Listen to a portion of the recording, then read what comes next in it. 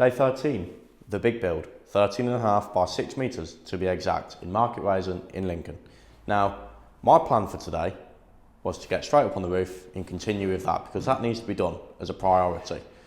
But the weatherman has different ideas. Still frozen up there, too dangerous to walk on, so we're going to have to continue inside for now while that thaws out. As soon as that's thawed out, jump up there, carry on. We've been away for a couple of days. We've been doing a deck base over in Bedfordshire, but we're back now and we're staying here on this build until it's finished. I'm not going anywhere else. So our plan for now, that hole in there, too small for the window that needs to go in there. So we need to cut that out, get that window in there, probably chuck a couple of the internal doors on, carry on a little bit more inside while that thaws out and becomes safe for us to go and work on there again. So Connor's got a cup of tea on, have a cup of tea, make waves.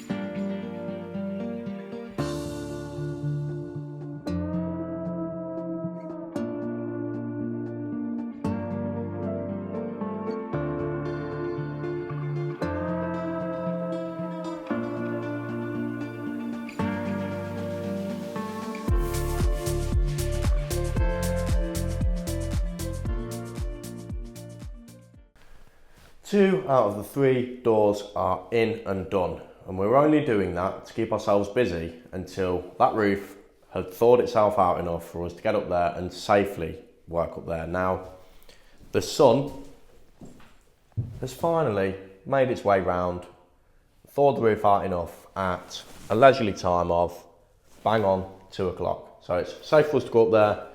We've kept ourselves busy, which is good. And we're going to shortly jump up there. We've just checked to see if the steel roof sheets do work with the gauge I've done them battens at, because I had a horrible thought to myself this morning. What if I do all of the entire roof and the steel sheets don't work to that? So we've been up there, we've checked it, made sure that it works, and it works spot on. We've got a good enough overhang to sail straight into our gutter. We can carry on doing the battens and the membranes on the backside because that's thawed out enough, so we can make some progress on there today, which is good news because it means we'll be entirely and properly watertight. Now I just want to revert to a question I've had from Bill.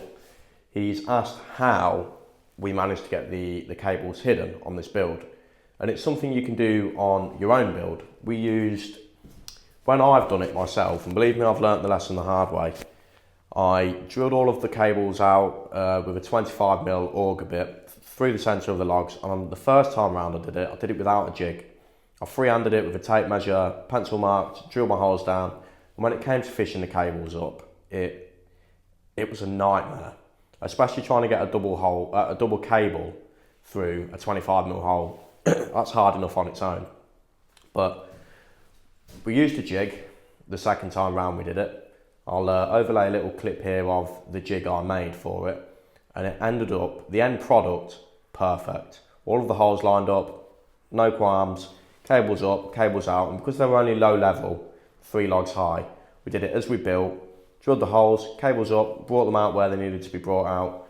The pattresses then got multi-tooled out, clean it up with a chisel, get your back box in, and then when your fascia plate goes on, perfect finish. That's how we achieve a cable-free finish. But I will point out, it was very time consuming, and if I was going to quantify it, I would say it added an extra day onto the entire build process just messing around with that. It's worth it for a customer, like end user case, but for us it was a nightmare.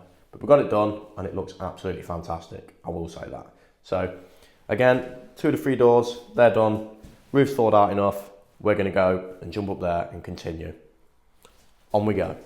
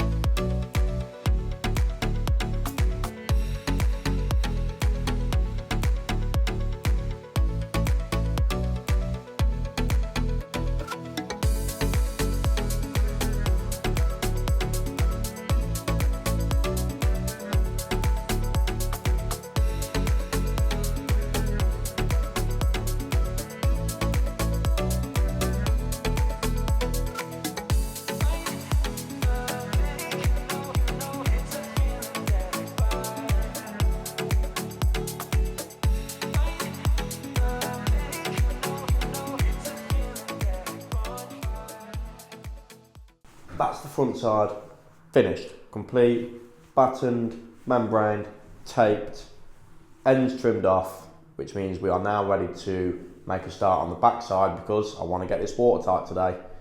And it's going to involve stripping all of the temporary timbers that we put on there, because we put temporary timbers on there to stop the insulation from blowing out. I don't want a repeat of what happened today, where the whole roof's just covered in ice, and it takes hours and hours to thaw out, meaning we can't get up there until the afternoon. We're running out of things to do inside, so we really need to be jumping on the steel sheets in the morning. We may work until it's dark, we may work after it's dark, we're going to try and do what we can, but onwards, upwards, let's get to it.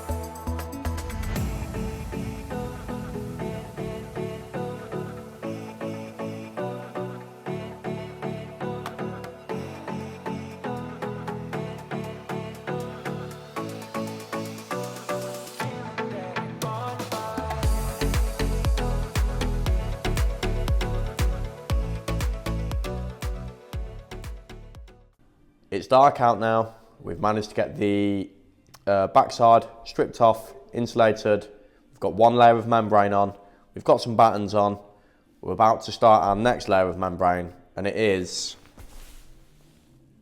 6:29. So time is cracking on. We've got to crack on. We've got to do a little bit of work in the dark because, as I said earlier, I don't want a repeat of today where it's all iced and we can't do anything until, 1, 2 o'clock when that sun gets its way around here. So burning the midnight oil.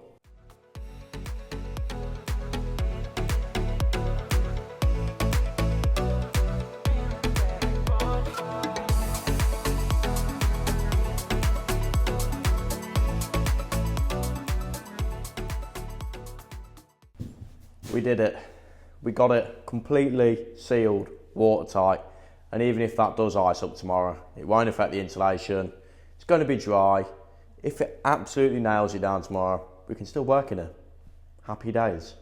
Glad we got that done. The time is 7:39. Another late one. Anyway, we're pushing closer to the end, so if you're not subscribed by now and you want to see the finished article, make sure you're subscribed. Hit the like button if you enjoyed the video, most importantly. Leave a comment if there's anything you'd like to know about the building. And make sure when you do subscribe, you turn your notifications on and set your preferences to all, as always. So then you know when we've posted a new video about this or any other building. I had a kitchen delivered earlier, by the way. I forgot to mention that. But anyway, till tomorrow, I'll see ya.